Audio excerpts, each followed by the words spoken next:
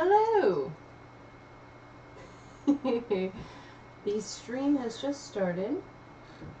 It always takes a little bit of time for it to update on my end. So anyway, I'm Jen. I'm the owner of Actually Diet Art by Science, and today we're going to basically talk about a wool that I really hadn't heard of. I might butcher the name. It's Punta Arenas, but because it's from Chile, I don't speak Spanish, so I'm not sure how this is pronounced. So yeah, I'll get into that in just a second. I'm just going to wait for the stream to kind of catch up, because sometimes with viewers it never is super accurate. But good thing, in the last live stream, I did wonder if my notifications were working, because I subscribed to myself, basically, to see kind of like what it looks like from the viewer side, and I wasn't getting emails in a timely fashion, but I've just gotten one, which means that the system is working. So I'm reasonably hopeful that everyone who has signed up for notifications will be getting them. So happy Tour de Fleece for those of you who are participating. If you are, awesome, keep going. If you aren't, that's cool too. And if you have no idea what the heck that is, it's basically mirroring the Tour de France, which is a cycling event that takes the world by storm. And it's usually sort of like roughly the beginning of July to the third or so, about third or so week of July. And spinners have sort of been doing the spinning version of Tour de France, calling it Tour de Fleece, for about the last, 15 years or so. And I've kind of done it on and off a few times over the years. And 2 years ago I thought, well, brilliant idea. Let's do like this whole challenge of spinning and uploading a new video every day. Can't do that.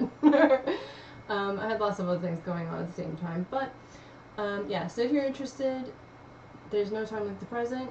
Just basically hop on your wheel, grab your spindle, and begin spinning, and then sharing it with friends and family. There's lots of people online who are doing this, beginner friendly and everything. It's also a really great opportunity to increase your skill set, pose some challenges to yourself, and for me, that was spinning flax. So I'll show you. This is the one that I did about a little over 2 years ago, I want to say, and I did this 2 addresses ago as well. And I spun it for the very first time on stream. Like, it wasn't a tutorial, but it was kind of like an insane, let's see how poorly this can go. But with skills, like once you've learned how to make yarn, a lot of this is transferable. You're just dealing with a new fiber type, and so that was the case for me. And so I didn't think I had quite enough for linen placemats or towels. It was 546 yards, and it was a 2-ply. It's fairly fine. I would probably call it a fingering weight yarn, but I wasn't convinced I was going to have enough. So the last live stream that we did, I decided to spin some more flax. So it had been 2 years, so why not? So the result of this you can see on my Instagram. I've also posted a photo of it on the community tab for my YouTube. And it's now been fully washed. Like, I've boiled it in soap so that a lot of the pectin has been sort of pulled out of it. And I kind of roughed it up a little bit because that helps soften it. So now, I haven't counted the yardage actually, but there's 130 grams here, so I'm guessing there's probably like 600 or 700 yards. Please do not jump. Sorry. She has the "I'm gonna jump up there" face. And I've got a very precarious setup, which means if she bumps it, the whole stream will go down. um, yeah, so I'll post some photos of how the flax has actually changed color since I initially posted the photo of it. And the reason is, once you've boiled it, the color can change. And so that's what happened to the first one. And the fact that they're not quite the same actually gives me a lot of opportunity as a weaver to try some other ideas for like how I'm going to visualize the tea towels. So that's the plan, tea towels. I've got some cotton towels that I made back in 2017 that look pretty brand new, almost brand new, and I love using them. So I'm gonna make some more. Now the other thing I wanted to share with you guys are these silk laps, and I've already got some in the shop, but I've got some more here that I need to photograph and list. So here's the first view of that. And I'm just obsessed with these autumnal colors. They're so vibrant and lovely. Hopefully this is coming up on the stream okay. I'm using my old laptop because technology sucks sometimes. So my other laptop, the screen when you lift the lid, I think there's like a connection that was really faulty and it broke. So I'm using my old laptop. Thankfully I still have it. Yeah, I had to get this one up to speed really quickly. So hopefully the stream quality is all right. I don't know. So these are silk laps. It's basically like a sheet of silk that I then cut and then dye, and you can use it for lots of different things. So I've got a few more to add to the shop, and then one of them did not turn out very nicely. It's like a jumbled mess, which isn't bad, but I thought, you know, I've not done a tutorial with this, and so they behave differently than the Silk Hankies video that I've already got on my channel as a tutorial. So I thought, why not take this opportunity to turn this into a tutorial? So I think I might do a partial stream with this, and also possibly I will do a full-on tutorial with it. So look forward to this in the future. But I've got the silk all ready to go. Because I know some people like live streams, they like the long content version of spinning, and they also like the opportunity to ask questions. So, you know, there's that. And also doing it real time together, that's nice. But also there are people out there who like regular tutorials where you've got, you know, different angles with the camera, you've got like clear shots. It's kind of hard to do with the setup that I have right now. Although I did change one of my settings so that when I move around, or if my hands start flailing, it's not going to cause chaos. So I think everything is good for the moment. And then I wanted to kind of segue into a discussion of Punta Arenas. So I like to source as much of my wool from local shepherds when I can, but it is very time consuming and it's a lot of extra effort. And sometimes it's like, as a producer, I need sort of a bigger pool to choose from. So whereas I definitely prefer buying from shepherds and increasing the visibility of those fleeces, sometimes it's just convenient to get combed top. So hello Cheryl. So there are some like reasons why I like to have a combination. It just makes it a little easier on me. And so when I saw this wool, I didn't really know what to make of it at first, because some of the descriptive notes said that it's kind of like merino. And Punta Arenas is a city in Chile, and it's got a population of about 125,000 people. It's right on the coast. It's in the southernmost Patagonia region and located on the Strait of Magellan. So this wool comes from that region. So what I'm guessing, it is, there are people who have herds of sheep. Maybe they're comprised of native breeds, maybe a mixture of breeds, because, you know, colonization. I don't know exactly that specific part, but what I do know is I bought this on a whim, was really smitten with its ability to take dye. Like this, I've not changed any of my settings. I've got this horrible yellow wall. I'm wearing a white shirt. And just look how vibrant this wool is.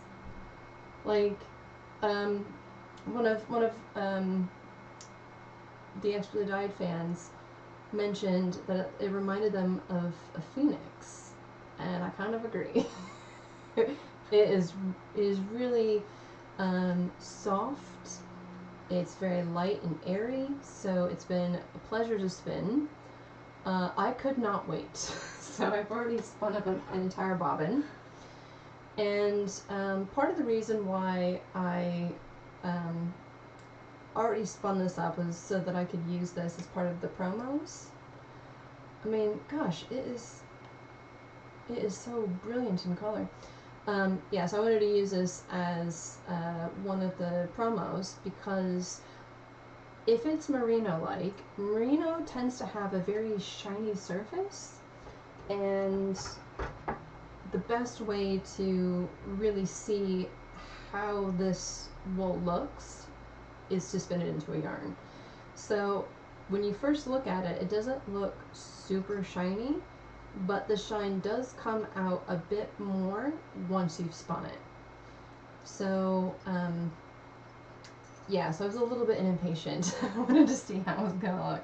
So this is the combed top, and the reason why it's a short piece is because I took the full 100 grams and I pulled it in half so that I could have roughly 50 grams on one bobbin and 50 grams on the other bobbin.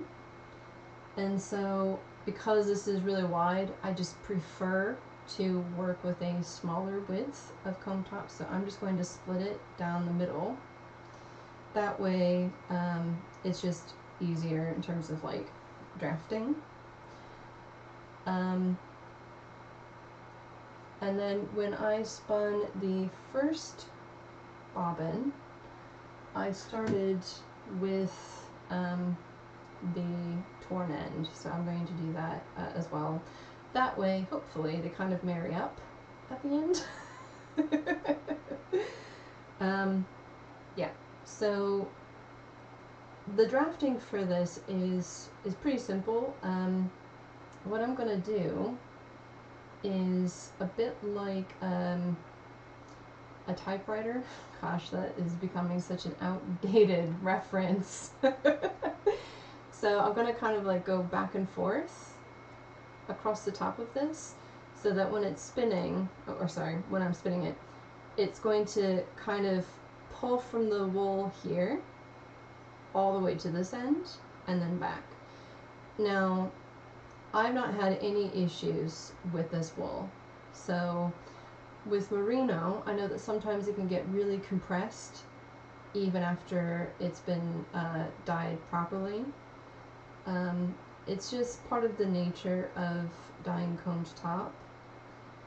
And with this, I have found it so easy to draft. Like, it stays nice and light and fluffy. That is going to help a lot if you find that when you are spinning combed top worsted, so you're pulling it from the end when you're spinning, it can start to feel really hard or rope-like, and you might pull too many fibers at the same time. So it's not actually sticky, but it's got like a sticky effect when you're spinning with it.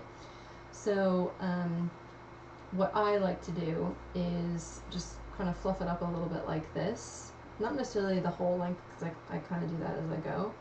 But if I just open it up a tiny bit, there's no risk of that. But even still, there wouldn't be a risk of that anyway. Gosh. Alright, if she lays down, she'll be fine. Goodness.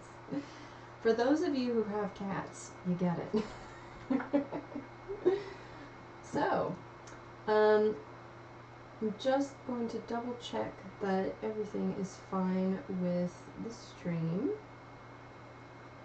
It's looking pretty good.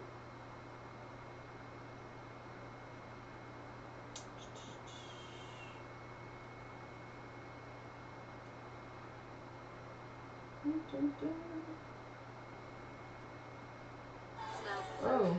It makes you feel good. I love it when I get served ads on my own videos. Anyway. Perfect. No, it's working. Okay, so... Ooh, it's a bit tight.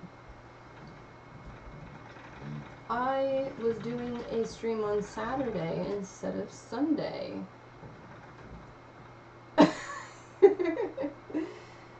So, I like Renaissance fairs.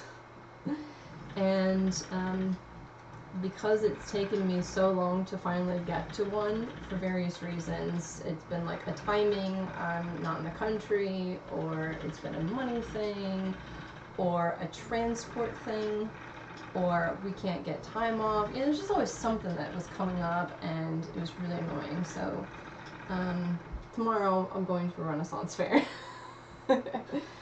So let's see here. What was I spinning this at? I would say this is probably, it's probably going to be either a DK or a worsted 2-ply. So this is probably about a sport or a heavy fingering weight. I've lost my spinner's control card, so I actually don't know what the wraps per inch is. Probably around 12 wraps per inch, I want to say. So in the end of the day, if you don't actually have a spinner's control card and you're doing 2-plies where you have one bobbin and then a second bobbin, or one spindle full and then you take that off and then you make another spindle full, just keep comparing the yarn that you're making on the second bobbin or twirl of the spindle. Just compare that to the original, the first one, and you'll be fine. So, like I said, this spins like a dream. The weather's been really erratic here, and so yesterday it was the hottest day in the UK, and today it's back to being wet and cloudy and cooler. Like, it's dropped 10 degrees Celsius, which is pretty big. And it's making my wheel squeak. It's just the rubbing of the wood. Ooh, so Cheryl is spinning along using a drop spindle and rambouillet. From raw? Are you spinning it raw? Or did you process it yourself? And is it going to be a lace weight? The question we all want answered. Is it also lace weight? Ah, okay. Tension is a bit too high. Bad wheel, taking my yarn out of my hands.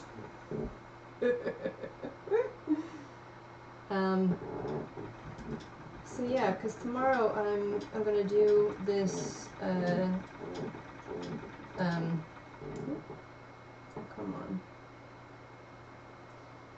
I'm going to do this Renaissance fair. I had to do the live stream today because next Saturday I'm going to be going to the Spinning and Weaving Guild nearby, and it's the first time that I've actually been able to go on my own volition.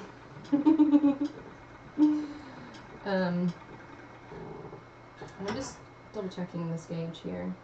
So seriously, this is like all you need to do. You just have your other bobbin or whatever, and I like to check it in a few places, because if you check it in a few places, you kind of get a rough average of the gauge. That way you don't accidentally start spinning it a little too thickly because you've been comparing it to this one thick piece. That has happened to me. So,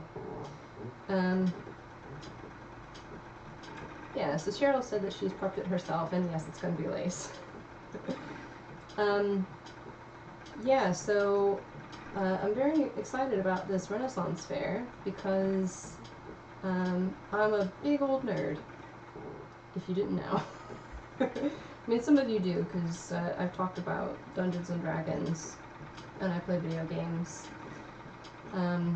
But basically, it was one of those things where I felt really determined to go to this, and when I found out it existed back in August this year, I went ahead and bought tickets, so that's happening. So I've just plied it back on itself, and I know it's probably going to be a little bit difficult to see, but I'll show at the end of the stream kind of how that is. And yeah, like seriously, this is so easy to keep at the correct gauge. So once you get going, it's really easy to maintain that gauge. Now for beginners, there's this whole philosophy where you need to spin something that's a bit coarser. You need to spin something that is white because you don't want to ruin something that's too pretty. Well, this wool, I think, it satisfies all of those particular cautionary tales. Just as a side note, I don't agree or subscribe to the whole idea that you must start with this wool or that wool, because if you think about how much you're going to be touching this stuff, and usually the people who get into spinning already do fiber crafts, so they'll, you know, be knitters or crocheters or whatever. So you're going to be touching this a lot, and if there's a tactile component that you just don't really like, if it's a coarse wool that you hate spinning, are you going to want to sit down and spin it? Maybe, maybe not. So there's no harm in finding something that you are excited to spin that also fits your budget. And that is basically one of the reasons why I was keen to use this wool during a live stream. Basically, it's pretty inexpensive compared to merino, and it feels pretty soft, like a 21 micron merino, but it drafts so much better than the merino top that I have used before. And like back in the day when I used to spin a lot of combed top, it, you know, I kind of got better at it, but in the decade or so since, I have opted for more things like bats, or, you know, just like hand processing everything from raw fleeces, because the characteristic of those wools is very different than what you would get in combed top because of the way that it's processed. So yeah, I think if you were, you know, like a beginner looking for something that feels soft, that is pretty easy to spin, and not super expensive, this wool is going to be it. So I feel happy having found it. It's probably a blend. It's not a pure breed, like in the same way merino is, but that's fine. There's definitely something to be said for mixes. So I do have a Fiber Talk episode on Falkland, which there is no Falkland sheep as a breed. It's more of a mixture. I'm just checking this a few times because when I start talking, I can lose track of the gauge because I'm not paying as close attention to it. So yeah, like Falkland was one of the wools that I had in my inventory back in 2010 when I launched Expertly Dyed. And one of the reasons why I liked having it is because it was very easy to dye, it took the colors extremely well, it was very easy to spin, and cost effective. So I had like merino as sort of my mainstay, go-to soft staple, but then I also liked having the Falkland in there because it actually fit into my budget personally a little better. So if there's another spinner who's budget conscious like me, then that's the perfect wool for them because it kind of ticks all those boxes. But yeah, so like I said, I was very happy to find this wool, and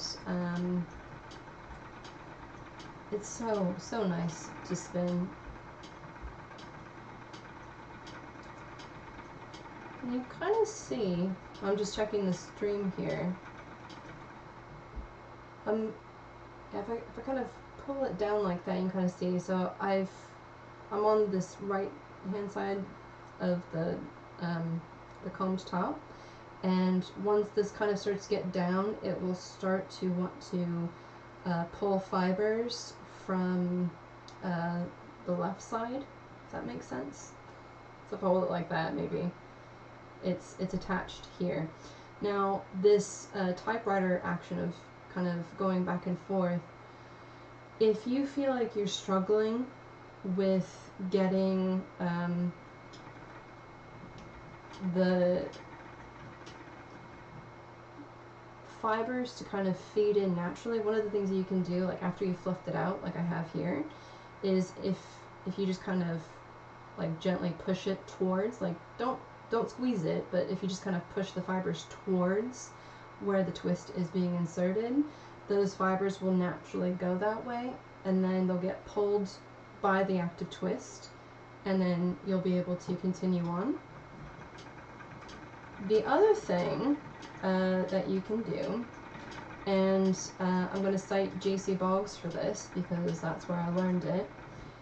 If you want the yarn that you're making to go to the left, if you put your thumb just to the right of where the feed is happening, then the twist, or like the, gosh, what is the word? I'm like struggling for the phrase. My brain is not working. It's basically where the twist is being inserted. So this drafting zone. Sorry, that's the word I was looking for. Drafting zone.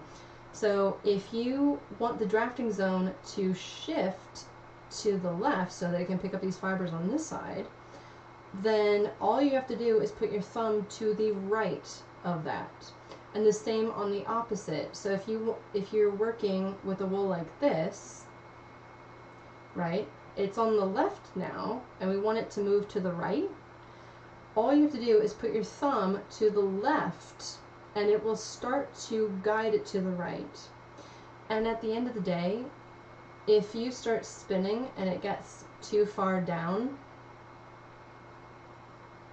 oh goodness, I think I might be trying to do much teaching during the live stream. So basically, if this starts to get too far down and you're trying to maintain like the color gradation, so like this is going from this like bright fiery orange into kind of like a salmony hot pink color, you don't want to keep spinning down into that color. You want to spin across this way, yeah? So if you're struggling, all you have to do is like what I just did. Oh, I think it hiccuped for a second. Sorry about that. So basically, if you want it to go to the other side and it's not wanting to shift, literally just flip it over and it's there. In which case, if you find one placement for your thumb more comfortable, you can literally get to the end, flip it over, and then continue spinning, and you'll get the same effect. That way you can keep the colors segmented in this sort of like typewriter or snaking back and forth way. So hopefully that makes sense, and it came through on the stream all right. So we've got Carla now, who's watching as she's spinning. Welcome. And so yeah, when I, like ages ago, I think I took a Craftsy class with JC, and I learned a lot about hand spinning from that class. And I probably have forgotten about 95% of what I learned. But, you know, my brain retained the important bits. That's definitely one of them. So now that the yarn is now being pulled from this far left side, right? Because it was on the right side, now it's on the left side. I'm going to sort of take the thumb that is holding the fiber supply. I'm just going to put it to the far left of that spot. And actually, if you want, you can even angle your hand a little bit if that helps. And so, yeah, you can just do that to kind of work it back to the right side. And then you can keep those color changes preserved in the yarn that you're making.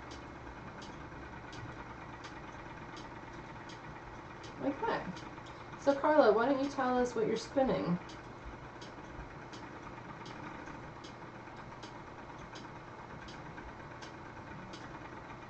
And if I'm not stopping and starting a whole bunch, this yarn, it took like no time to spin it. In fact, when I was spinning it, I was like, I'll just do half, get that half out of the way so that I have something to show and promote.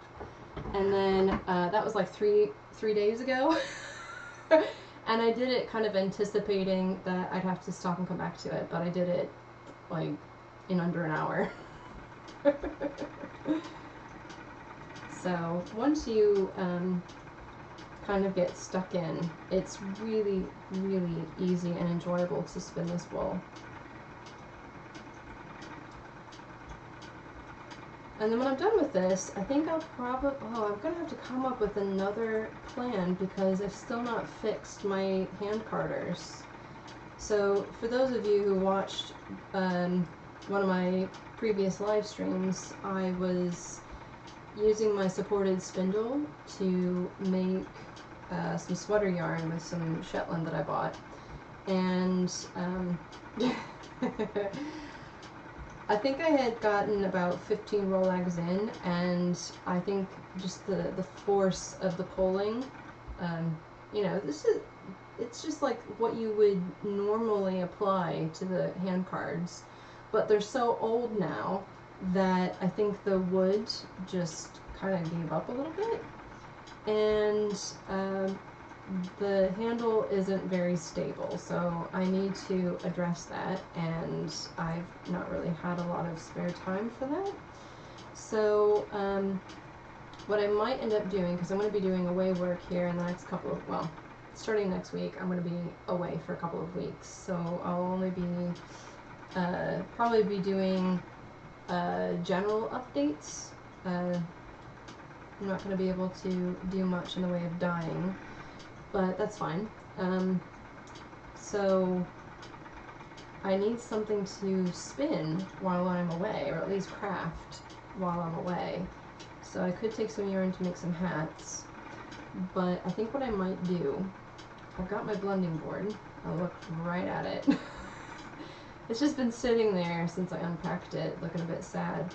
What I might do is card up some bats of the Shetland that I was originally using for that sweater project.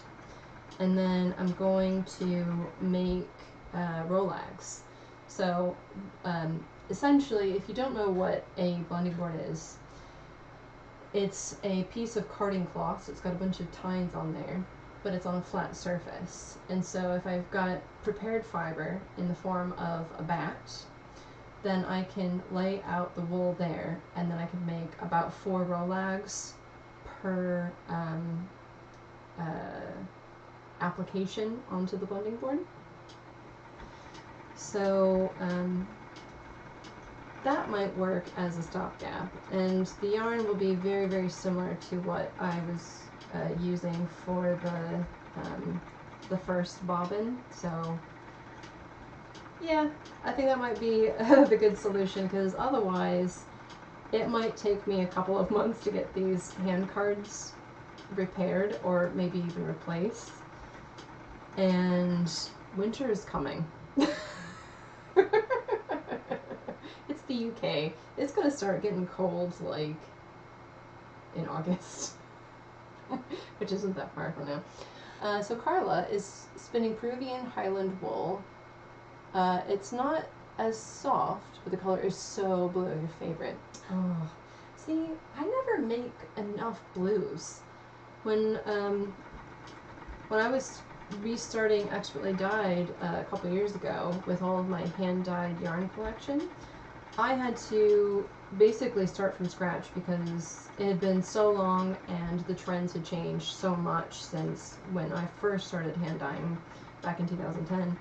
So what I did was I would dye a bunch of colors that kind of fit with stereotypical combinations. So like blues and greens together, pinks, purples, maybe even some oranges. Like I kind of did all of those, and then I arranged them all into a color wheel, or like chromatically, to kind of see what colors I didn't have. And yeah, so because I love blues, but I never keep blues stocked for very long because I think blue is a really common color. I ended up having to come up with some more like autumnal colors, some more pinks, because I just didn't have enough.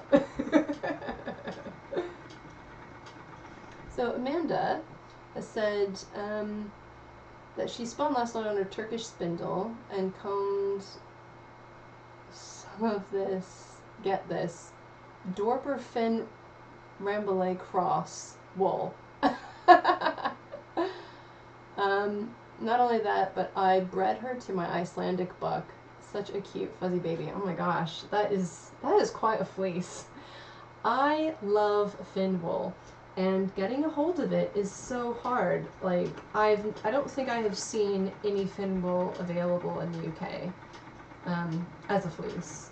I've seen fin wool being offered as combed top, but that's not really the same. I bought some from a shepherd, probably like, I think it was one of my trips back to the States after I left for Korea. It might have been like 2013 or 14, and I bought a massive amount of it. And I literally have no idea what I did with the yarn. I don't know what I did with it. And it was so beautiful. It was soft and fluffy. The staple was really long, and it was shiny like silk. It was gorgeous. But oh my goodness, a fin Rambouillet. It must be like insanely soft and also super shiny. And if it's crossed with Icelandic, there's probably like some what is the word, like silk, not like silkiness, but it probably relaxes it enough so that it's easy to work.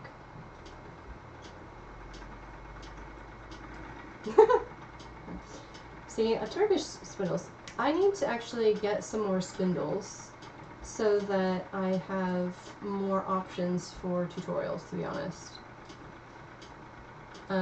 I looked at getting some bottom roll spindles a few days ago, and then got busy and started doing other things.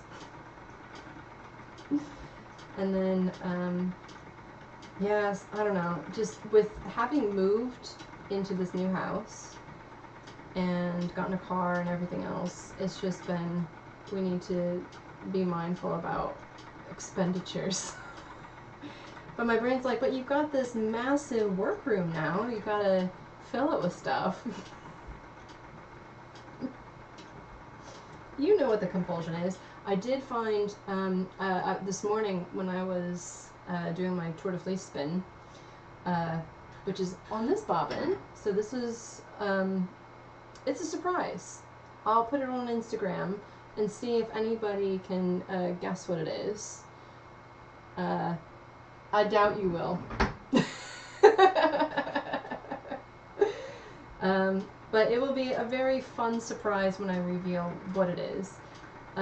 But yeah, I saw there's a craft shop that sells like animal, like pet food and stuff like that. And they're pretty close. They're only like 13 miles from me. And I'm gonna have to find a free weekend to actually get out there because I saw spindles and spinning wheels and fleeces. So I love buying fleeces in person over online purchases, like hands down. So being able to just go down to what is essentially the local shop to get a fleece is amazing. So I think what I'll probably do is maybe in August pop around to see what they've got in stock, because you know some breeds get shorn a couple times a year because of the speed of the growth, so you never know. I've definitely bought freshly shorn fleeces that are like available in September here. I don't even know like how that works. I'm guessing it has something to do with slaughter, but I don't know. But yeah, the Melton Mowbray Wool Festival. It's a rare breed wool festival that happens in September.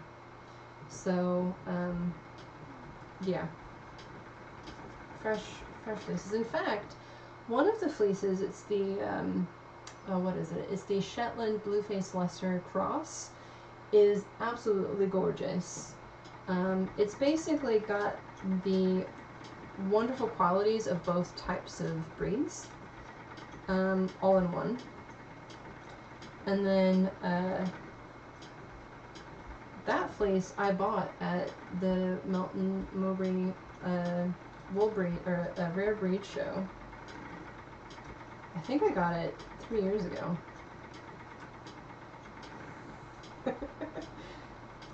Wool lasts a very long time. I mean, heck, the first like fancy fleece I ever bought for myself was was a merino named Ori, and it was a male.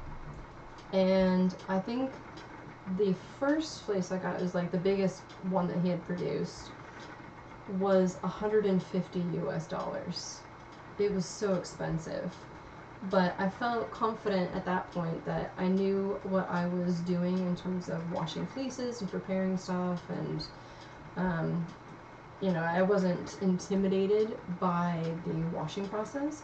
In fact, on my blog, I still need to add in the final part of that because I realized I never finished it. Apologies. The washing of fleece on my blog on actuallydyed.com, that's the fleece that I was using for that tutorial. So I still have it with me. Like, I don't have much of it left, but because you know, animals grow fleeces annually.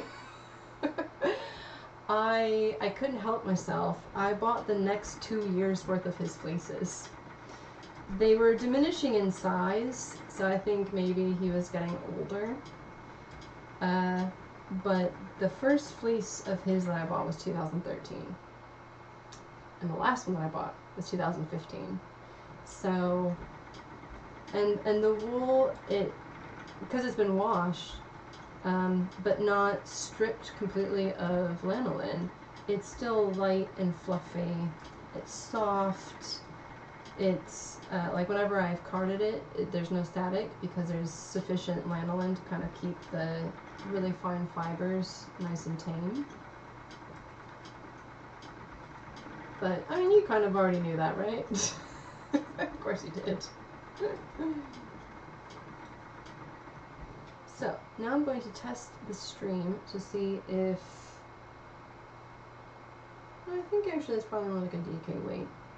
I'm going to test this to see if I can actually bring this close enough to the screen and have the camera focus. So hopefully you can kind of see that.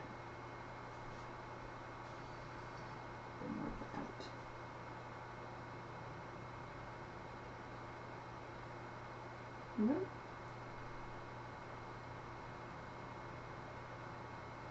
You can kind of see that. So, I will post more photos of this when I'm not streaming, so you can get a better idea of how it looks. But even with me yammering on, it's been pretty effortless to spin. Yeah! And yeah, now that I'm looking at it plied, which is the other way to kind of check your gauge. When you look at it plied, that also relates to the amount of twist. If you put too much twist in it, it's going to ply really quickly for one thing, but it's going to be really firm, and the ply twist is going to like be quite tight. Now, during the plying process, you can actually add more twist if you want, or like over ply it, if you will, which I've done for other types of yarn. But if you just do like a ply back on itself to get a sense of the yarn that you're making, that amount of twist could be kind of hidden if you're not actively comparing it in the plied version. Hopefully that makes sense. So like I was comparing it this way, and that's going to help make sure that the gauge is in line with the original bobbin that you spun. But if you've added many more twists, you might not necessarily see that when you compare it to your original bobbin, but you will see it when you ply it back on itself. So if you ply it back on itself and it's very limp, then you know you've not added enough twist. If it's like really, really, really twisted tight, then you might have added too much twist. And so both methods of checking are actually really important for when you're making your yarn. But also it tells you something about the gauge. So I could see the gauge a little better. It's probably more like a DK or a double knit for those of you who don't know.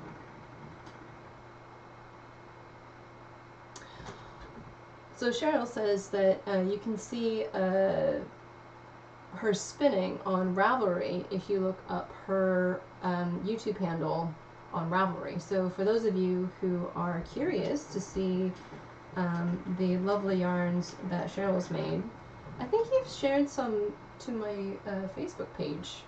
Actually died before. I feel like I've seen some that you've done, and they're really, really nice. To be honest, I don't go to Ravelry as much as I used to. There's been so many controversies with Ravelry, and I've kind of moved more towards using Google as a proxy to search Ravelry.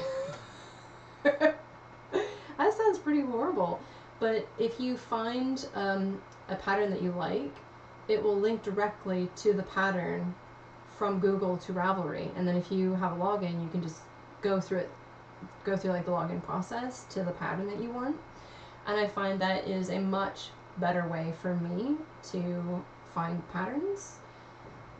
It's not perfect. I mean, the best way to find the pattern is to actually use the Ravelry search engine. But yeah, it's difficult for me because a lot of the patterns aren't,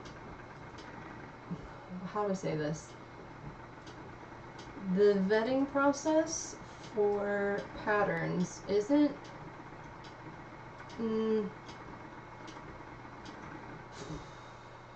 maybe isn't what it used to be. So when I first started using Ravelry, you'd have well-known designers who would get a lot of feedback from fellow knitters, and they would publish really, really good patterns. And the people who would review them were very good at classifying it into difficulty. So if you were looking for something that's a bit easy, there'd be so many people reviewing it that it's like, oh, that's it. But there's something that's kind of changed in the last maybe 5 or so years, and maybe it has to do with external factors, things like algorithms, where there's this increased emphasis on speed of production. But the design process is going to be more difficult, and actually, because this is a slow craft, I think the community does benefit for a longer gestation period.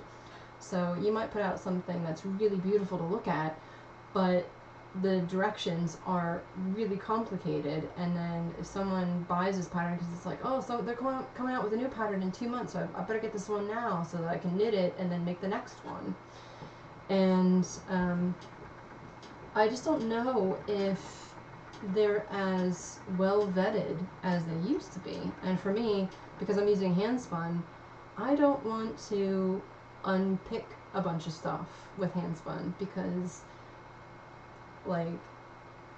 I might not know what yarns other people have tried, and so I'm, kind of basing it off of, well, if it's pretty simple, then I shouldn't really have to worry about ripping back the knitting a whole bunch of times. And if I'm using handspun, I mean, even though I think I'm a pretty darn good spinner, it's like my baby, because I've made it. I can't just go to the store and get more. And so it has made me extremely hesitant to even look for patterns on Ravelry anymore.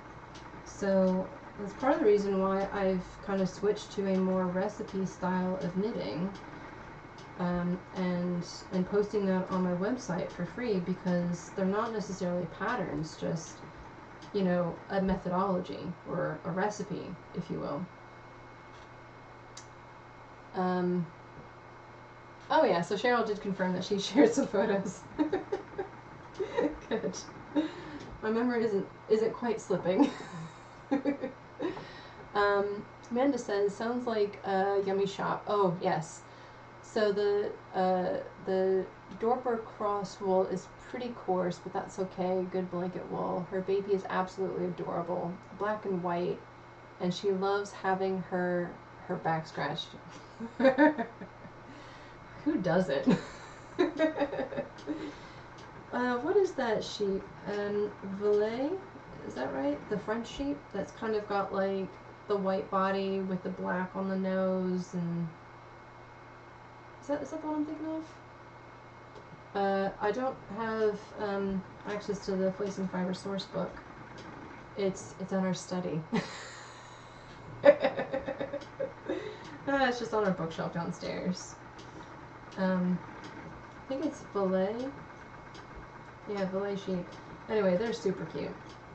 Well, you're gonna just have to take some photos and post them somewhere and link me to them, Amanda, because it sounds like a really interesting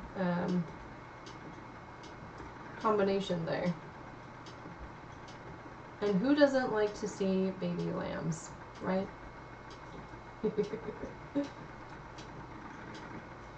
In fact, I mean, this is a couple months ago now, but nearby, we've got a lot of rural stuff because we're kind of like on the outskirts of Cirencester. And like literally behind me, there's a horse paddock and some really friendly horses. And then next to them, on I think the south side, there's a field of sheep, which I don't know what they are. They look like brown merinos to me, but they're too small to be merino. I'm not as good at identifying sheep breeds when I'm looking at them. Put the wool in my hand, I might be able to, you know, get really, really close. But looking at them, I'm like, I don't know, it looks like that maybe. But I will sometimes cycle that way. And there was one day, I think I left to go into town one way and I was going to come back the other way. And I stopped in my tracks because instead of seeing the customary sheep, they had their goats out there with their little kids. Ugh. Now, the sheep that normally live there are well accustomed to cars and people because a lot of people walk their dogs through there. And there's also an elementary school, so, you know, they're used to cars and people driving up and down that road. But otherwise, it's not really a thoroughfare. It just ends at the elementary school, and there's just walking pathways. So they're not skittish, but they definitely are cautious with people. And in the times past, when I try to get close enough to like see if they'll let me touch them, so I can see what their wool feels like, they run away before I even get close enough for them to smell me. Well, they are smelling me, but you know. And when the goats were there, they were all clamoring to get as close to me as possible. So they were probably wondering if I had any food. How very stereotypical for the goats. But yeah, it's one of those things like when you're around animals a lot, you sort of know what they smell like. And I had noticed when I first turned down this lane that it smelled a little bit like goats. And it didn't really register at the time until after I saw, I'm like, oh, they're goats. It's like, oh, that's what I was smelling earlier. Smelling the goats. I am not a farm girl, but I've grown up around a lot of farms. And some things you just kind of get used to. And I find that also when you get like fleeces or even processed wool, so like if they've used pretty mild detergents that have no scent, the washed wool will often be different in terms of how it smells. So like the way a merino fleece will smell is different than say a coarser breed. What was a good one? So Woodface Woodland, for example, that one has a stronger sheepy smell, and I don't know why. Because they're basically in the same fields together, and I find it kind of co-occurs with finer fleeces as well. So some of the like the Shetland that I've used from Raw.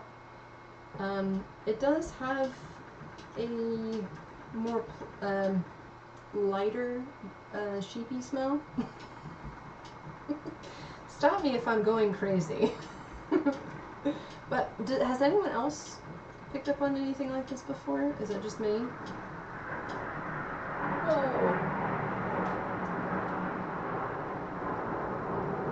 Can you guys hear that?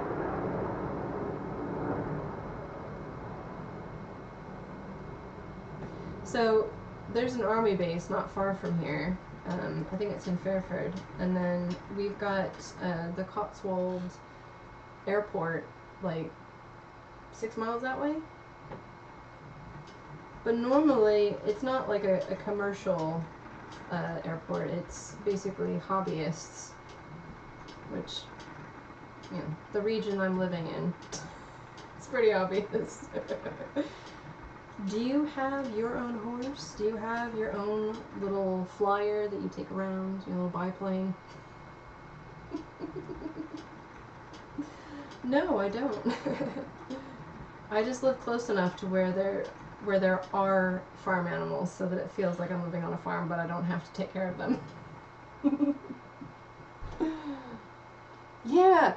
So Amanda said, goat stench is different from sheep stench.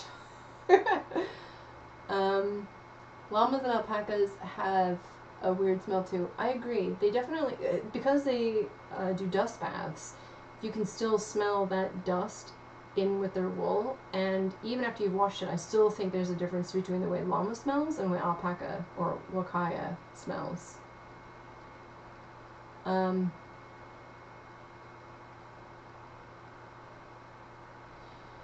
Yeah, so commercially processed wools, because the lanolin will gum up the machines, they have to scour it pretty severely, which is one reason why some spinners prefer to hand process, because comb shop like this that's been commercially processed can feel quite dry. And I know with this, it does feel like if I were to process whatever sheep produced the wool that goes into this mixture, I would probably opt to leave some of the lanolin, and it would probably feel springier, and it would feel almost not really oily, but it wouldn't feel brittle. And so that's definitely one of the downsides of working with combed top, unless it's done by hand, in which case if you're getting combed top for spinning that you haven't done yourself, then add me to your Christmas list. I want that kind of money. But yeah, yeah, it could, I mean, I don't know. I know that when you are commercially processing fleeces, they will, they wash the wool really, really well, and then they, you know, card it really well, and then they put it through various combing devices, or well, they probably put it through a combing device first, and then they card what doesn't get the first cut.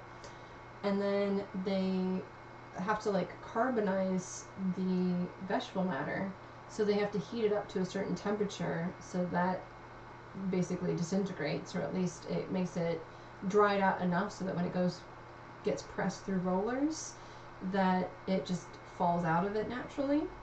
And then through various pins on a combing machine, it kind of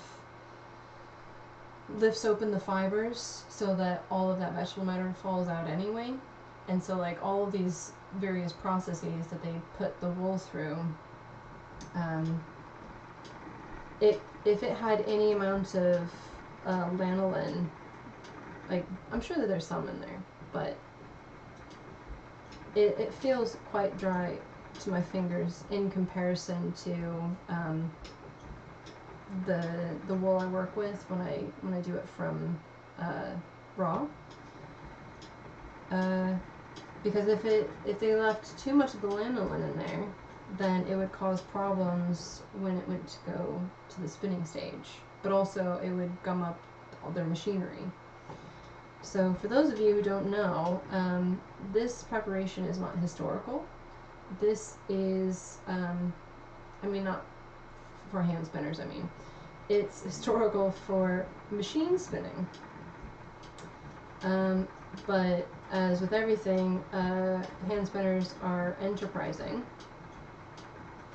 And so they started marketing this to hand spinners because it basically took out a lot of the difficulty in processing a fleece by hand and made the product super simple for the hobbyist who just wanted to sit down and make some yarn. Yeah. But it's not necessarily designed for the hand spinner in mind, it's designed for the machine spinner. And by machine spinner, I mean like on an industrial scale. I know there are things like e-spinners out there. But yeah, there could be some stink or stench that is embedded in the lanolin. And then after they do all that processing and there's a tiny bit left, then that's going to permeate the smell of the wool. And so, yeah, I mean, that definitely could be the case. I wonder if anyone has ever researched this as a topic. That would be interesting. Speaking of research, so for those of you who don't know, I completed my PhD 2 years ago. I looked at textile tools from Iron Age Britain, and I predominantly looked in the southeast. And so I've done like little bits here and there, but I've not really been in a position to get back to publishing on a more regular basis or doing research. But one of the things I'm going to be doing now that we've got kind of our life figured out for the moment is a return to publishing stuff. So there was someone who excuse me. Oh, sorry about that. There was someone who emailed me because they were curious if I ever put anything on my blog about my research, my archaeology experience with textiles and whatnot. And I have some drafts that I've never finished because it was something that I was keen to start doing, but because I struggled so hard to find a full-time job for ages, it was like a year and a half looking for a full-time job. It was post-pandemic, of course, and every job was like, oh, but you are so highly qualified. It doesn't matter, I need to eat too. So I got really just overwhelmed with needing to find work and trying to save money, and when you do things from scratch, that takes a lot of time. So I didn't do as much with that element as I really could or wanted to. I needed to prioritize money over anything else that was fun to do. So now that I'm in a more financially stable position, the house is bought, the car is bought, the job's all squared away, I'm going to be doing a return to publications. So I've got a few things in the works. It's what I've been doing during my downtime in the last few weeks when we did all our move stuff.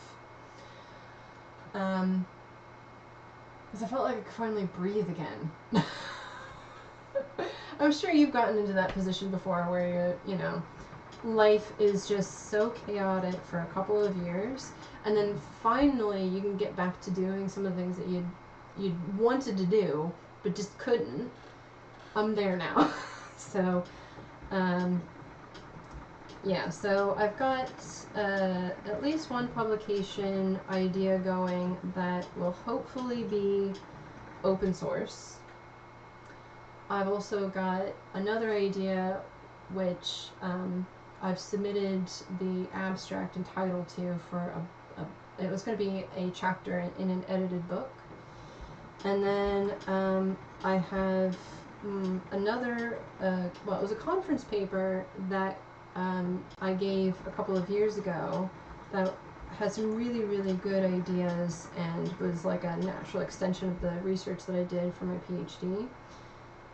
That one Okay, so for those of you who don't know, the way to publish in a peer-reviewed journal and have it be open access, so anybody, even you guys watching, could go and read this article. The author has to pay money, and it isn't cheap, unfortunately. So roughly, it's about £3,000 per article, and that's because publishers, they need to employ staff to maintain the journals. There's also the website, the archiving, the various bits and bobs. Like, they need to. It's a business. Like, all academia is a business. I don't want to get into it. But as much as I would love to make everything that I do completely free, I can't. It's just the realities of academia. So I am going to look into avenues for publishing things free where I can. And where I can't, it's not because I'm trying to restrict access, it's because I just do not have the money to do that. I'm doing it as a bit of a free agent, and publishing as an independent researcher without university backing, without university access to libraries and online collections, it is so hard. So, and I'm trying to do it on the cheap. So, whenever you get like a publication, one of the things that you can do is get like a draft print, which is official. It's just not official in the journal. That doesn't make sense. It's like you can make it freely available, but to get that same article published from the journal, it might cost you $30 to download that one article. And it's this bizarre little workaround. It's called like a green print, and so it's kind of like getting the author's copy before the full publication comes out. Essentially, that's basically what it is. And so those are like gold, but not everybody will put them on the internet. So getting a hold of them is kind of difficult. So yeah, now that I'm in this space in between, publishing is going to be more sporadic until I get into maybe a position where my home library is a little better, or I can actually afford a subscription to a journal as an independent.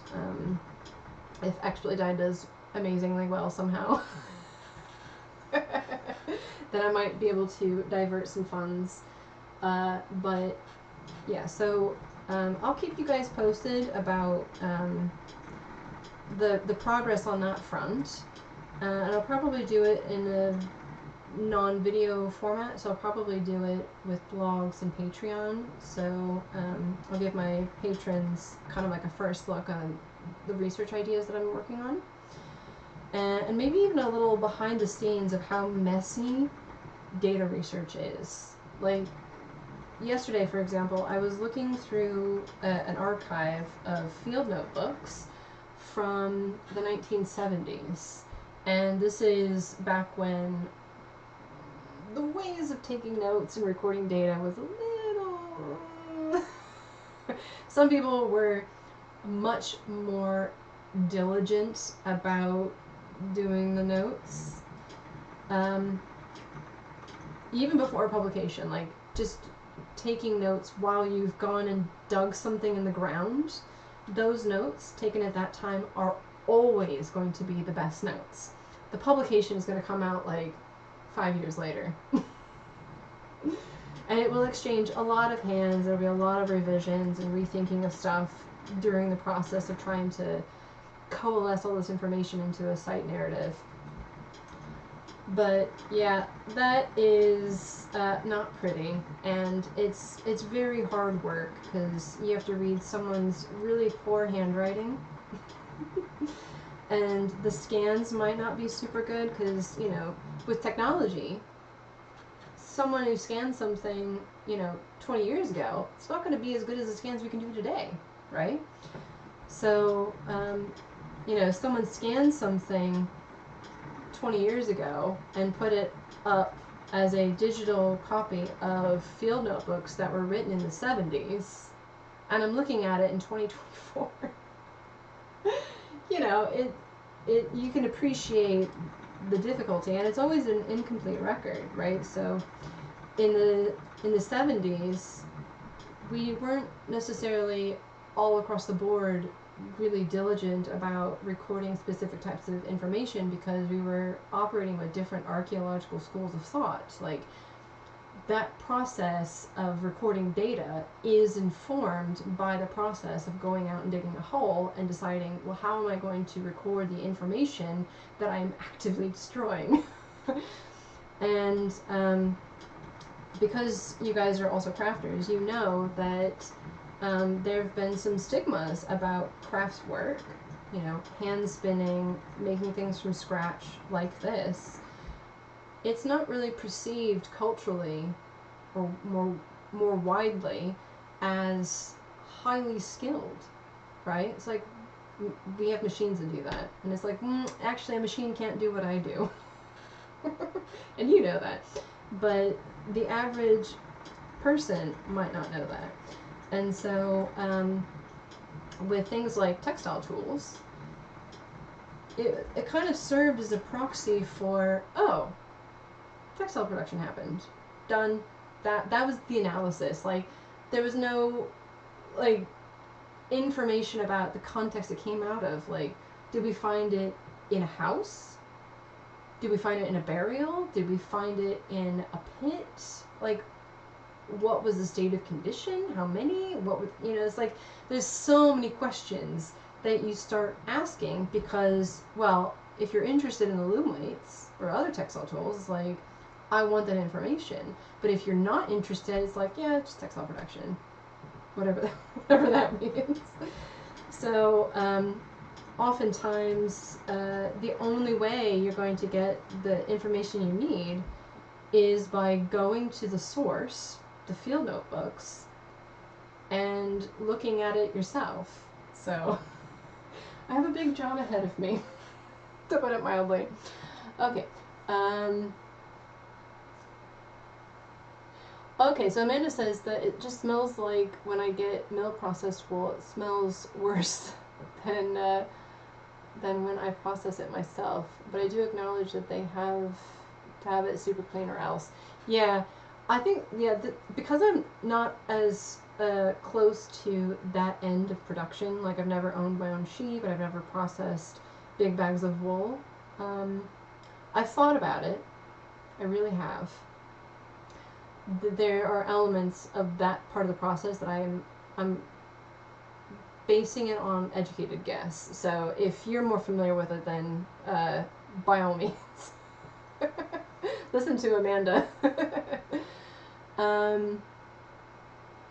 Yes, I'm so glad that I have my head above water.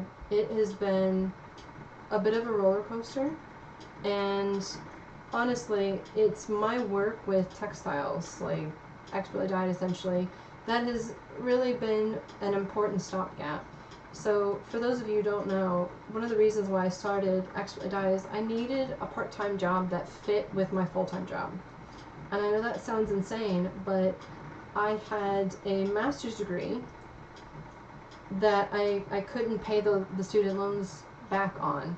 And I was working for the state archaeologist back in America. I worked full-time. I had no benefits. I didn't have sick days. I had no holidays. I had to pay out of pocket for health insurance, and this was before Obamacare. So, like, and I didn't even live in an expensive part of town. Like, we kept moving further and further away because we were chasing cheaper rents. And so, it was really, really difficult trying to work full-time. Oh, and I also taught martial arts, and I did that 4 evenings a week. So basically, I would work like a 9 to 5, or sometimes I worked 7 to 3, or sometimes I'd work 9 to 5, depending. And I'd come home, cook, eat, and then either it was straight off to teach martial arts, and then I'd come home and I'd process orders for shipping or respond to, queries or requests. And then on days when I wasn't teaching martial arts in the evening, I was dying like mad. So I would have dinner and I'd get everything cleaned up, ready to go, and then I would spend the next 4 or 5 hours dying until, oftentimes I wouldn't go to bed until about 1 or 2 o'clock in the morning, and then I'd get up and go to work, my full-time job the next day. And with martial arts, we had sessions on Saturdays and Sundays. So I had 2 days during the week in the evenings when I taught martial arts, and then both Saturday and Sunday I taught martial arts. And so, and I played Dungeons and Dragons on Sundays, every Sunday. So I was extremely busy, and so I needed a business that was going to work with my schedule. And so no part-time job that I would be able to get would be willing to work with my constraints. I can only work from 6 to 10 on Tuesdays, Thursdays, and Fridays. So, and I kind of wanted to transfer the skills from having done that first master's of mine, where I was looking at cochineal dyed textiles from Peru.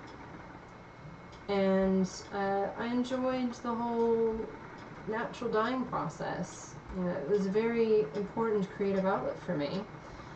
And so I gave myself 6 months and a budget of $1,000, because that was the money that I earned from a different second job that I had before, that I thought, oh, this will work. No, it did not. So I saved that money, used that to fund Expertly Dyed, and the whole goal of Expertly Dyed has been and continues to be a way for me to pay my student loans. So when I say that you guys are supporting free education, I do mean that quite literally. It's a way for me to exchange my expertise, my knowledge, for a way to offset the costs of my education, essentially. And getting a PhD has not been cheap, to put it mildly. It's been very expensive. So, yeah. When I struggled to find full-time work, I went back to what I knew best, which was making things by hand and employing my skills as a textile worker.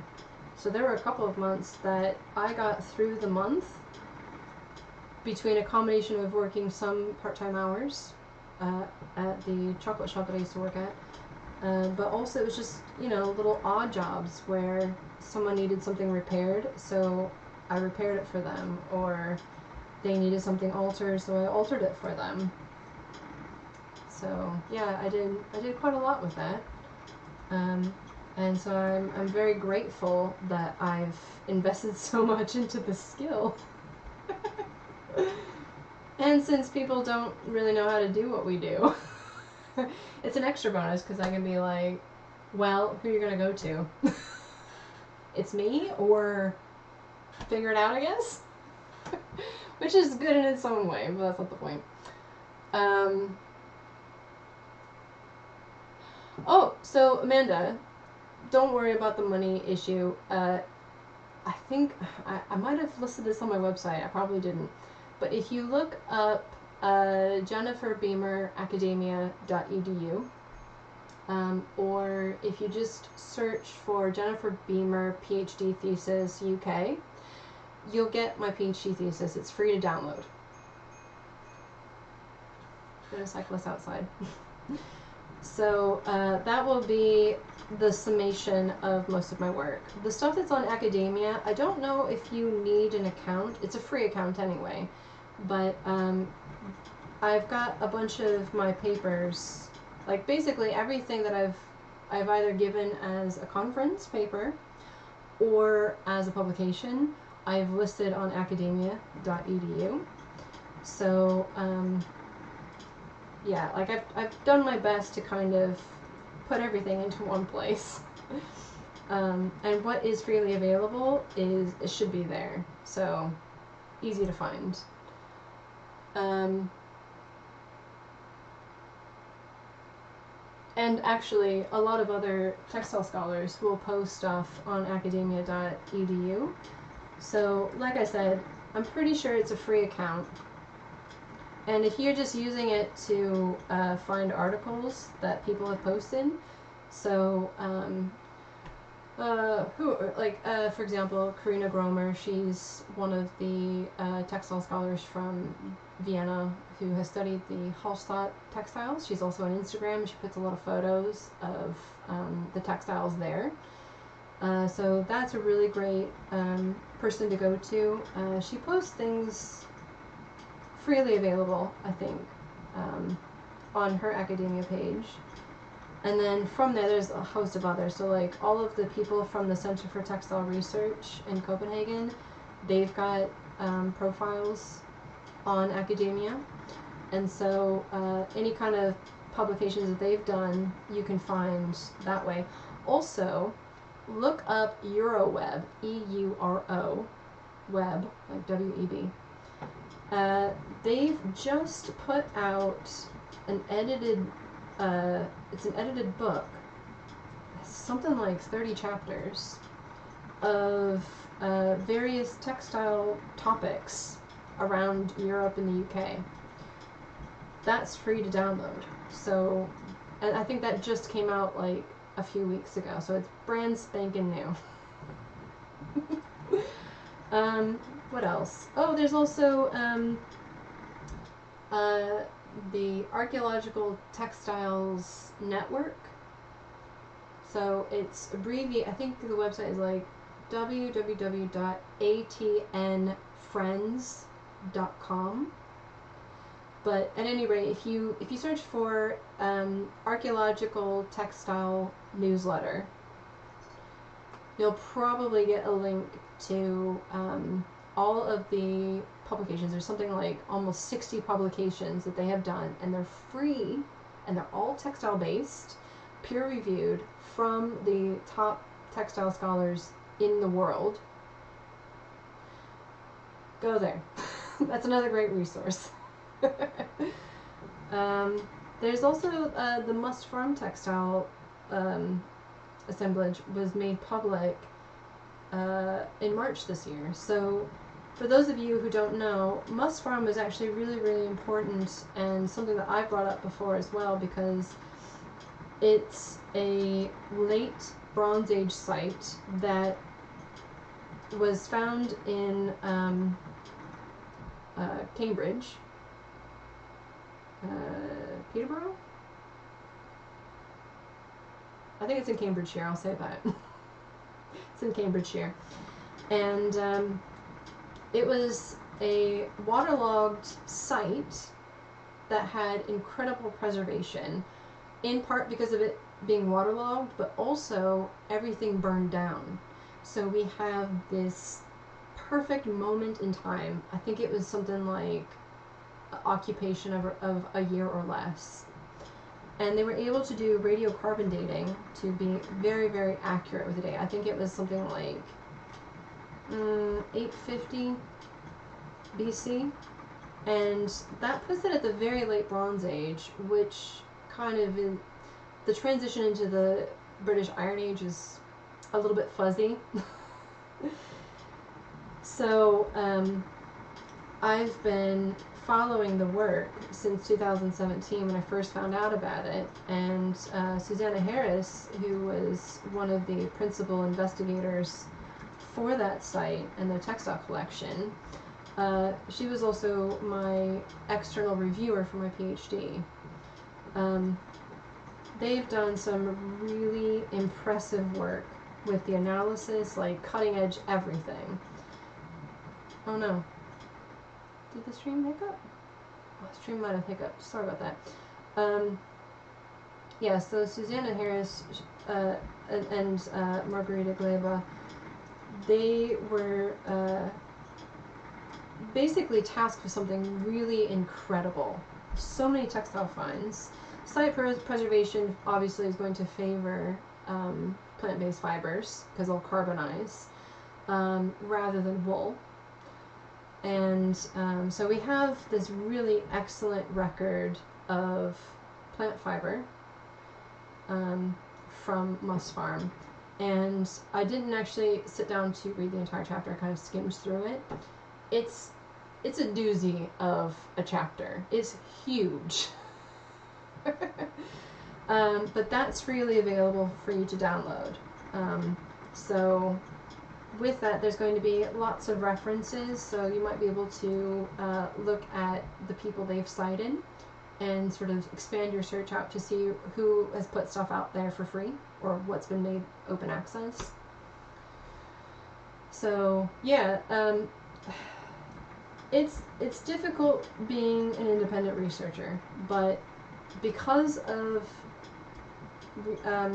archaeologists and, well, not just archaeologists, but like because of researchers actively wanting to have their work seen and to reduce some of the barriers that have blocked early career researchers, even like me, from getting access, they've gone through the painstaking process to make sure that it's freely available. So it's not always the case. I'm really glad that they did this, and I did think they were able to do so because of a funding grant. So the more people who go and read and seriously, just download it to have it. It kind of encourages that sort of behavior where I feel like the money is going to the right people. Like it's being used in the right sort of way. I would much rather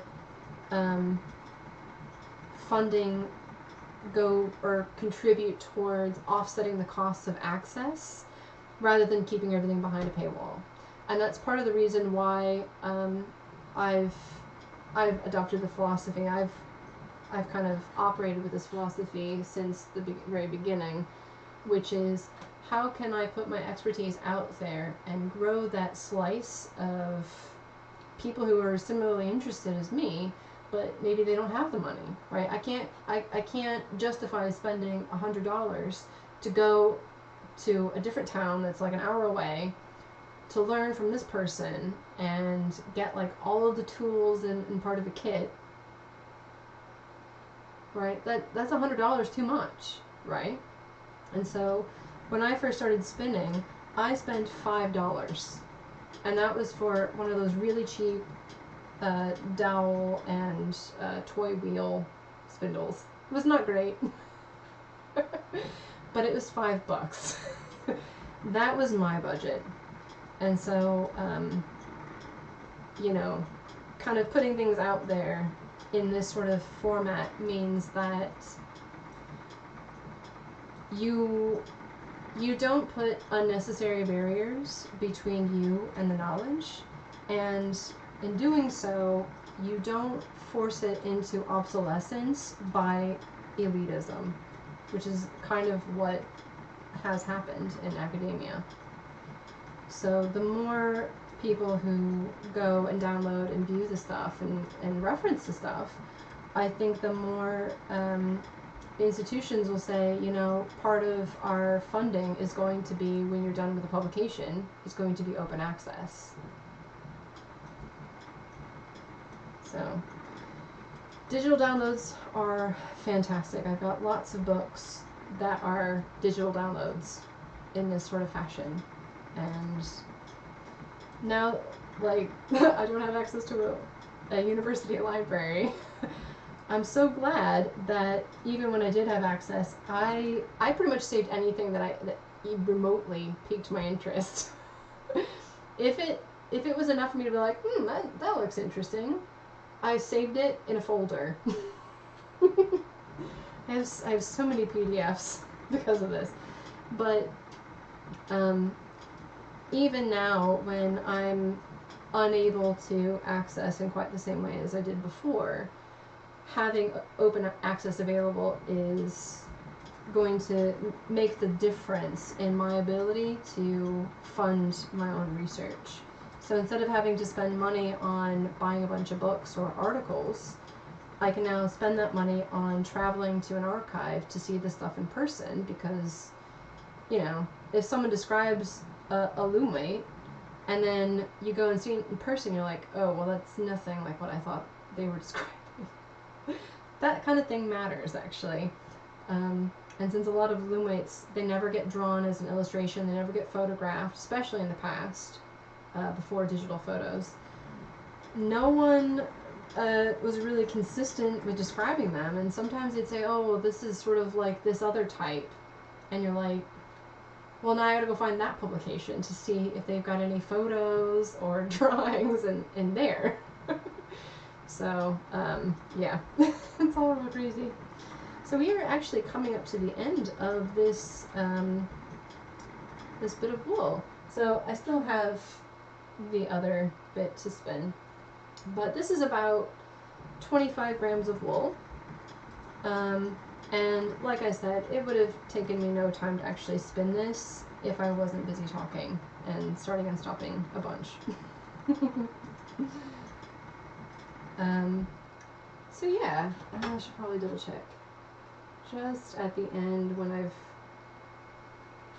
finished this bit, just to make sure that it's all really consistent. And of course, pieback.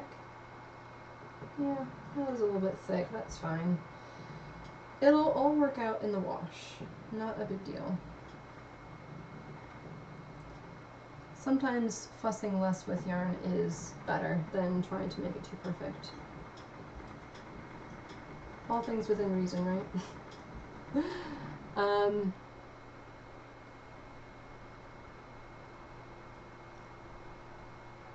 What is it? I hear...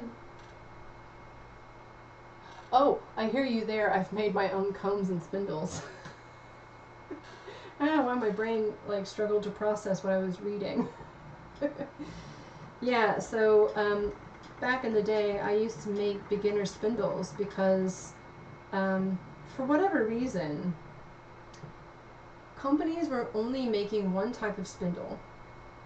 They were the really heavy ones, and they were only top whirl. And there wasn't a lot of variety, so someone who wanted to try their hand at making a thinner yarn, like a lace yarn, you can learn to make yarn that is really, really fine if you are the kind of person who wants to just sit down with oodles of patience and just learn to do it that way. If you like working with lace yarns, it makes a heck of a lot of sense to start spinning making yarns you're going to use, right? Why should there be this barrier? And so at the time there wasn't anything on the market that kind of fit that space, where it was an inexpensive spindle, but it wasn't 50 grams. So I made my own spindles, inexpensive ones, and I even sold them as a set. I think what I did is it was it was $8 for a spindle plus wool, which isn't actually too bad, because like I said, my very first one was $5. And I think I sold a set of 5 different weight spindles for maybe $20 in wool. It was a discount because you bought in bulk, right? But yeah, now things have changed. You can actually get so many more spindles at various weight, masses, and on the cheaper end as well. It could be better. But yeah, I'm just not in a really good position to make spindles given everything else I'm trying to do. Side note, if you are a spindle maker and you live in the UK, and particularly if you're local to me, let me know, because I want to make some supported spindles again, because the person who was making them for me has moved too far away. So yeah, at any rate, I'm going to leave the stream right here. Thank you so much for watching. Before you leave, please subscribe if you haven't already and give me a thumbs up. Post some comments below just to kickstart the algorithm. You know, maybe even talk about some of the things that you enjoyed from watching this video. I also have this wool dyed on my website, expertlydyed.com, and also on Etsy. So if you enjoyed watching this video and me spinning it, why don't you check out what I have available there. I did buy some more, so if we run out, I can get some more dyed up. I'll be posting some new silk to the shop soon, probably scheduling another live stream for in 2 or 3 weekends, depending on how things go. And then I'll probably be generally trying to update the shop about once a week. If there's anything that you're interested in that I don't have in the shop currently, or a color that you're looking for, just always message me. I can dye it for you. And then yeah, we'll just kind of see how things kind of play out. I do want to at some point redesign the space, because right now I'm just like crammed in the corner with this horrible yellow wall. But yeah, you can see how awful that is. Oh goodness. Yeah, so I'll continue on with this project, post some things on my socials. I will hopefully sit down and do a couple more daily vlogs before I do my away work, and then I'll have something to edit while I'm away. So yeah, if there's anything I missed or anything I missaid, also feel free to correct me in the comments below. Just be nice. We're not all perfect, and this is totally unscripted. So anyway, thank you guys so much for staying here with me for this long. I'm about to go eat some dinner, and I hope that you guys have a fantastic weekend. Bye!